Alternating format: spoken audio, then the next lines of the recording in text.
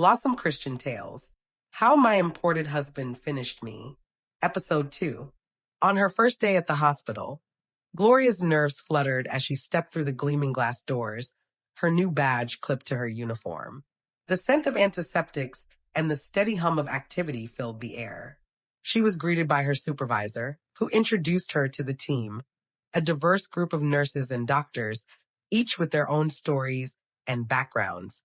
The hospital corridors seemed endless, and every beep of a monitor or call over the intercom reminded her of the responsibility she now carried. Her hands trembled as she checked her first patient's chart, but she remembered her training and the sacrifices that brought her here. Throughout the day, she moved from room to room, offering comfort to anxious families, changing dressings, and learning the rhythms of her new environment.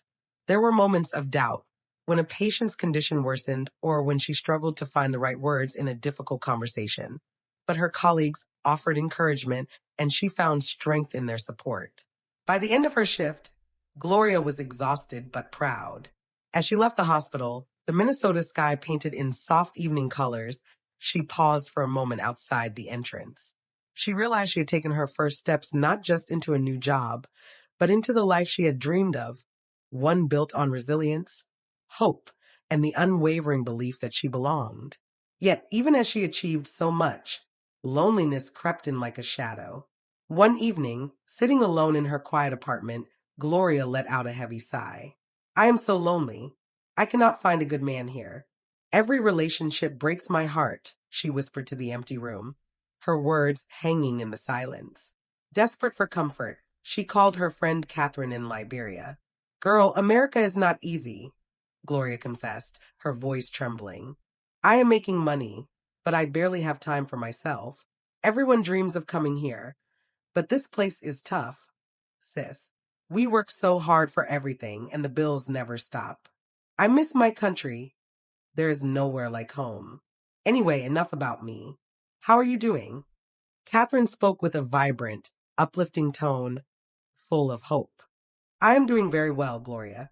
I have good news. I am getting married next month." A genuine smile broke through Gloria's sadness. "Oh, I am so happy for you, sis. God has truly blessed you, Catherine. How about you? Have you found your Adam?" Catherine teased. Gloria's laughter faded, replaced by a heavy, aching sigh. "Catherine, it is so hard to find a good Liberian man here. Sometimes I feel invisible, or worse, just useful. Most of them are only interested in playing games and breaking hearts. The last man I dated treated me like his personal ATM. Every day it was something new.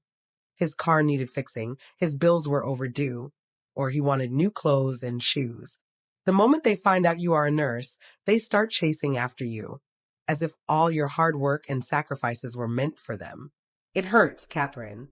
I just want someone who genuinely cares about me." Catherine's tone softened, her concern clear even across the distance. "Oh, Gloria, I am so sorry you are going through this. It sounds like so many of the Liberian men in America have lost their way. I hear the same complaints from women everywhere.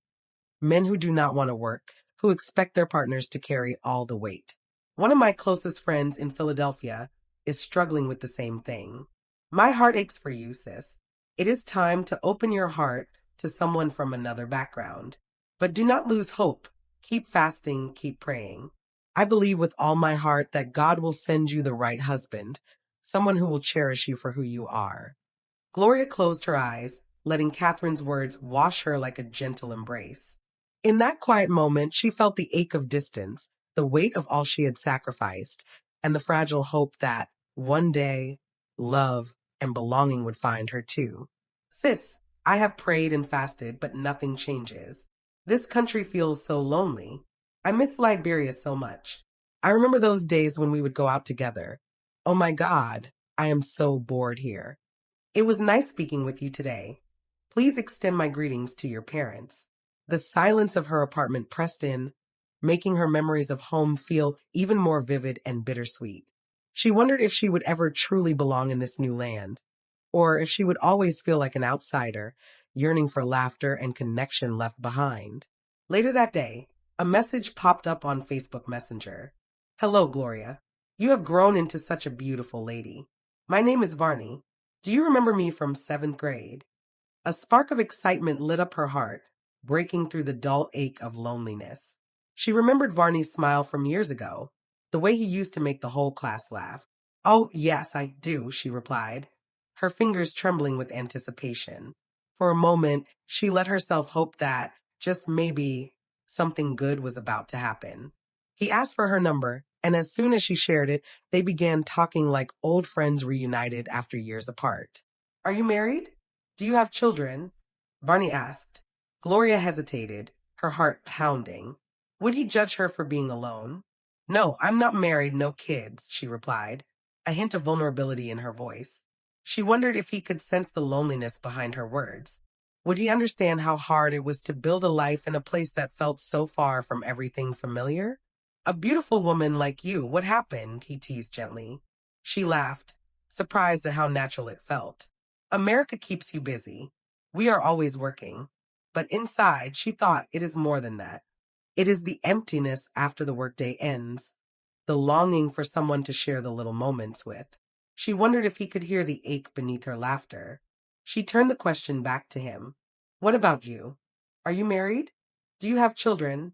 I am not married, but I have a 3-year-old daughter. Her mother left me for a man in America. Life has been tough. Even with a degree, I can barely find work. I hustle every day, but I thank God for life. Gloria's heart ached for him. She knew too well the pain of dreams deferred and the struggle to find hope in a foreign land.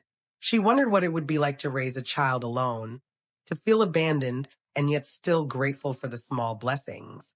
Then, with a vulnerability that surprised her, Varney confessed, I always had a crush on you in school, but I was too shy to talk to you. Her breath caught. She had never imagined that someone like Varney could have noticed her. You were the popular boy. Why would you want to talk to me? I was not one of those big-time girls. But inside, she wondered what might have been if either of them had spoken up back then. Had she missed happiness by hiding in the background, afraid to be seen? He laughed, then grew serious. I want you to be my wife. I may not have much, but I promise to love and cherish you forever. That night, as Gloria drifted into sleep, she found herself in a dream more vivid than any she had ever known. She stood in a sunlit field, the air warm and fragrant with the scent of blooming flowers. A message from Varney arrives, but is it a promise of love or the beginning of a new mystery? The truth waits in episode 3.